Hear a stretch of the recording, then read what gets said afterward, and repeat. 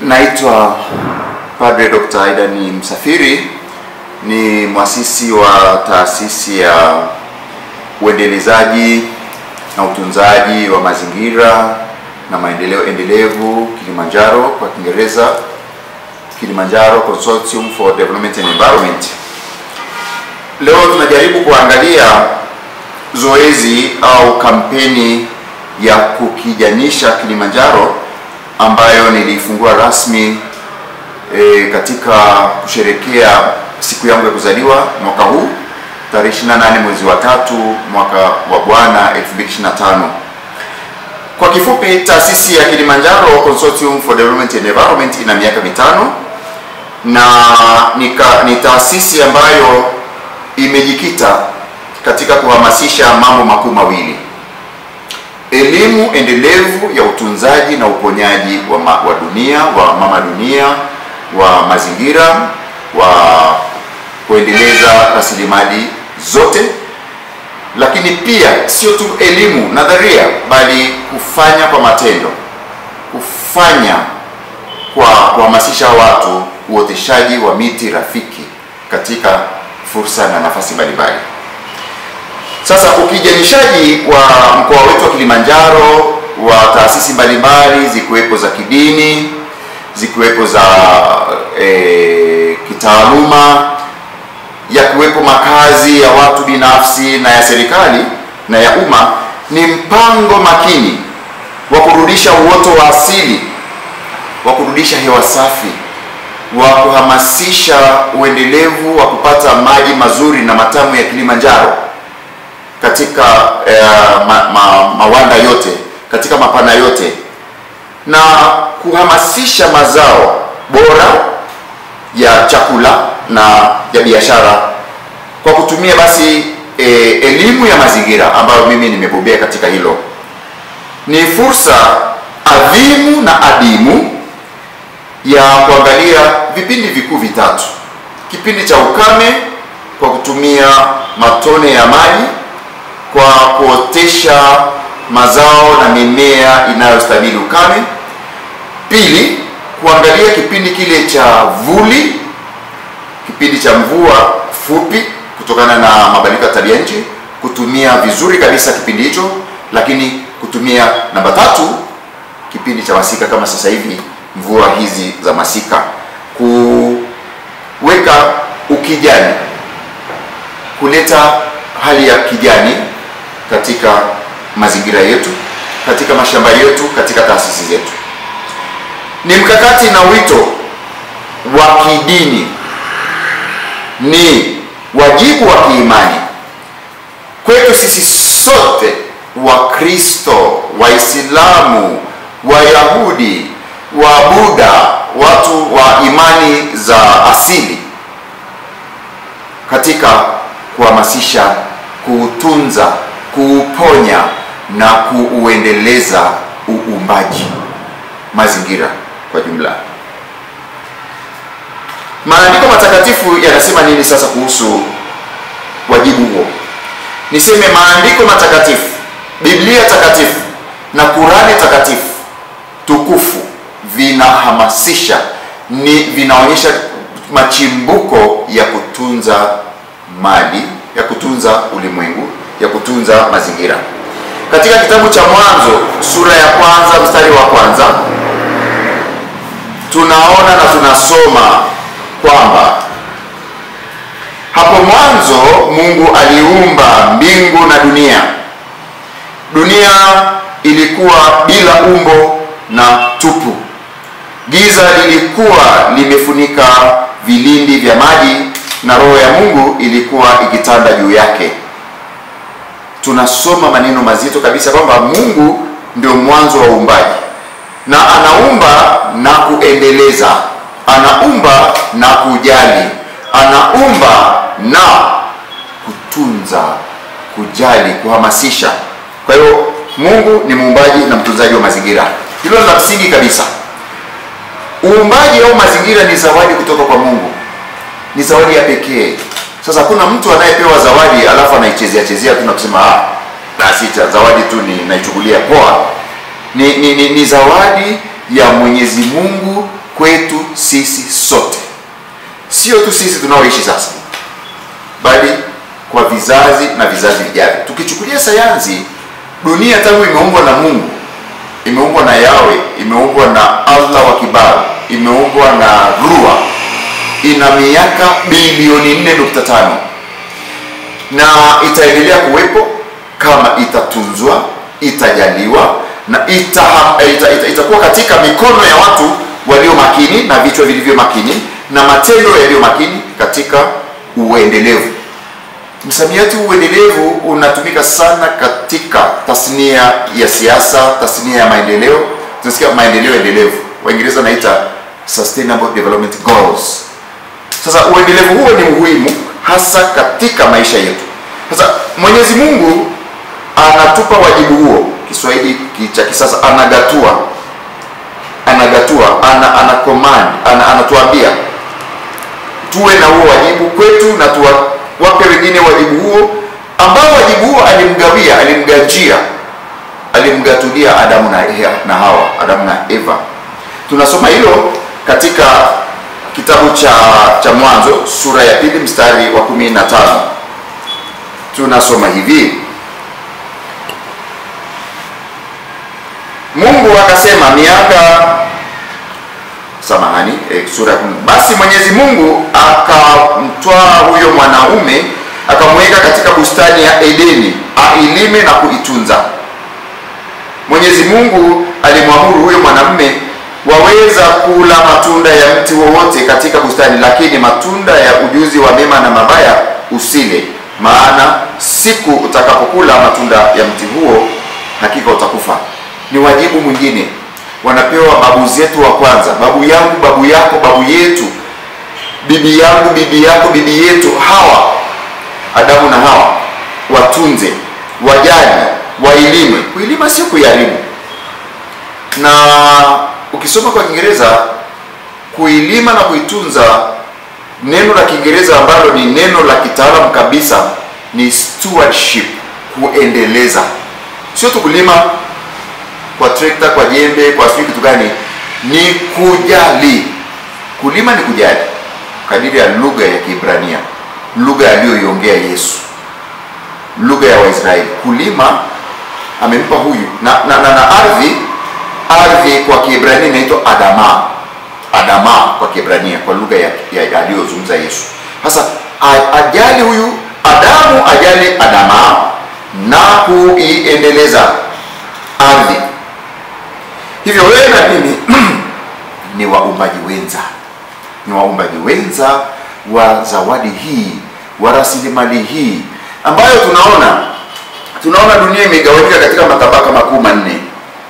Tabaka la juu kabisa linaitwa tabaka hewa, wazungu wanaita atmosphere. Sphere ya atmosphere, hewa. Ukishuka kidogo unakuta miti, mimea, wanyama. Tabaka la bioanuai, biosphere, tulisoma biolojia, elimu, sayansi, falsafa ya maisha, bios, logos. Kwa hiyo kutunza mimea, wanyama, sio tu wa wakati huu na wakati ujao. Ukishuka chini zaidi, baada ya mimea unaona tabaka la maji, linaitwa kwa Kizungu hydrosphere. Sphere ni tabaka la hydro, H2O, chemistry, tabaka maji. Maji leo hii yameshaharibiwa sana na yameshachakachuliwa sana, na yana particles, yana chembe za plastiki na viuatilifu vingi vya kilimo, vya viwandani, sijui ya vitu gani. Haya, ukishuka chini ya maji kuna tabaka miamba, linaitwa lithosphere. Hili nalo limechakachuliwa na kadhalika. Sasa kwa ufupi, matabaka haya yote manne, tabaka hewa, tabaka wanyama na mimea, tabaka maji, tabaka miamba, yanalia, yanasononeka kutokana na shughuli hatarishi za kibinadamu, human activities, human action, kuchukua kutoka kwa huyu mama dunia kuliko huyu mama dunia anavyoweza kujirudishia. Kwa hiyo analia. Kwa hiyo maji yanalia. Utaniuliza, padri, mbona tusikio sauti? Kwa yenyewe yanalia, hewa inalia, miamba inalia, inapasuliwa kila mahali, kushoto kulia, madini yanachimbwa. Hatukatai yasichimbwe, lakini inapaswa kuchimbwa kwa adabu na kwa kufikiria miaka milioni 2 ijayo watu watakuwa wana madini gani, vizazi na vizazi na vizazi vijavyo. Sasa hivyo mimi na wewe tuna wajibu wa kiimani, tuna wajibu wa kiutendaji, tuna wajibu wa kibinadamu wa kutunza, kujali, kulinda rasilimali hizi, kulinda ulimwengu. Hapo ndio msingi mzito kabisa. Tukiachana na msingi huo, tutakuwa sasa ni waharibifu, wanadamu waharibifu, sio wanadamu watunzaji, wanadamu hatarishi, wanadamu waharibifu, wanadamu wasiojali uumbaji. Aidha, wanadamu wanapaswa kuyalinda na kuyatunza basi mazingira kwa ajili ya vizazi vijavyo, kama nilivyosema, mimea, maji, hewa na kadhalika. Ni ukweli ulio bayana kuwa kila mmoja yeyote anayepumua, anayeishi, ana wajibu wa kiimani aliopewa wa kutunza ulimwengu. Na hili tunalisoma kutoka katika somo la Injili ya Mtakatifu Luka sura ya 12 mstari wa 42 hadi 48. Tunasoma hivi: Petro akamwambia, Bwana, mfano huu ni kwa ajili yetu tu au ni kwa ajili ya watu wote? Bwana akamjibu, ni nani basi aliye mtumishi mwaminifu na mwenye busara, ambaye bwana wake atamweka juu ya watumishi wake ili awape chakula wakati ufao? Biblia nyingine inasema awape posho. Kuwapa chakula wakati ufao ni kuwapa vizazi vya sasa na vijavyo maji ambayo yanafaa, madini yanayofaa, hewa inayofaa, posho, sio tu chakula cha mdomoni. Heri yake mtumishi huyo ikiwa bwana wake atakaporudi atamkuta akifanya hivyo. Kwa hiyo heri kwangu na kwako, heri kwa viongozi mbalimbali wa kidini, wa kisiasa, wa kiuchumi wanaotunza na kujali mazingira. Mwenyezi Mungu Yawe Ruwa Subhanahu wa Ta'ala atakaporudi awakute wako makini katika kutunza rasilimali. Hakika atampa madaraka juu ya mali yake yote. Lakini sasa hapa ndio kasheshe. Lakini kama mtumishi huyo akijisemea moyoni, yani mimi na wewe tukijisemea moyoni, bwana wangu amekawia sana kurudi, kisha akaanza kuwapiga watumishi wake wa kiume na wa kike, na kula na kunywa na kulewa, bwana wake atarudi siku asiyoitazamia na saa asiyoijua, atamwadhibu mtumishi huyo vibaya na kumweka fungu moja na wale wasioamini. Mtumishi ambaye anajua matakwa ya bwana wake, lakini hajiweki tayari kufanya anavyotakiwa atapigwa sana. Lakini yule afanyaye yanayostahili adhabu bila kujua atapigwa kidogo. Aliyepewa vingi atadaiwa vingi, aliyepewa vingi zaidi atadaiwa vingi zaidi. Kumbe maneno haya ya Mtakatifu Luka yanatuambia kila aliyepewa vingi atadaiwa vingi. Sisi tumepewa vingi, tumepewa rasilimali nyingi kabisa za maisha, za rasilimali, za miti, za hewa, za kila kitu tunachokiona. Sasa ni vizuri tukajiweka katika nafsi yetu katika maisha haya, tukijua kwamba tuna wajibu wa kutunza mazingira bila kujali rangi, chama, itikadi, jinsia, bila elimu, utajiri, umaskini. Ni wajibu wa kila mtu, na wajibu huu unakuwa sana makini. Sasa hivi niseme tu kabla sijaingia sasa sehemu ya kwanza, programu hii ya kukijanisha Kilimanjaro kwa katika uwanja wa elimu nimeifanyaje au tunaifanyaje, ni wajibu ambao mwaka huu tumetokewa na mmoja kati ya magwiji wakubwa kabisa wa utunzaji wa mazingira, Papa Francisco, aliyefariki, aliyeaga dunia, na ameandika vitu vingi sana kuhusu mazingira. Ameandika ile barua ya Laudato Si, utunzaji wa umbaji. na utunzaji wa uumbaji unatokana na ile sala ya Mtakatifu Francisco Asisi, aliyekuwa makini, aliyekuwa na juhudi ya pekee katika kujali viumbe, kutunza mazingira, kumjali Mungu na kuwa na hofu ya Mungu. Hilo la kwanza. La pili, dunia leo hii imepata rais wa dunia. Tuna rais wa dunia. Kama watu hawajui, wajue tu leo kwamba kuna rais wa dunia anaitwa Donald Trump. Huyu haamini katika utunzaji wa dunia. Yeye anaamini tu katika biashara na faida na faida na faida.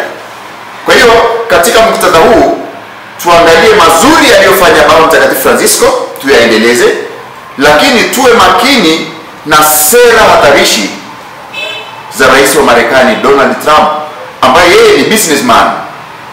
Atafungua vile viwanda vya mkaa katika majimbo mbalimbali kule Marekani, atafanya biashara na nchi mbalimbali kwa ajili ya faida, sio kwa ajili ya kutunza mazingira. Na nakumbuka kuna wakati ule mkataba wa kutunza mazingira wa Paris, ambao kila nchi ilipewa wajibu wa kupunguza uwayo wa hewa ya kaboni, carbon footprint. Yeye wale watu wake na alivyokuwa rais awamu ya kwanza alikataa kata na wakajiondoa. Kwa hiyo ilitukost, na mwaka huu kutokana na sera zake na vita vya kibiashara itatukost. Kwa hiyo lazima tuwe makini.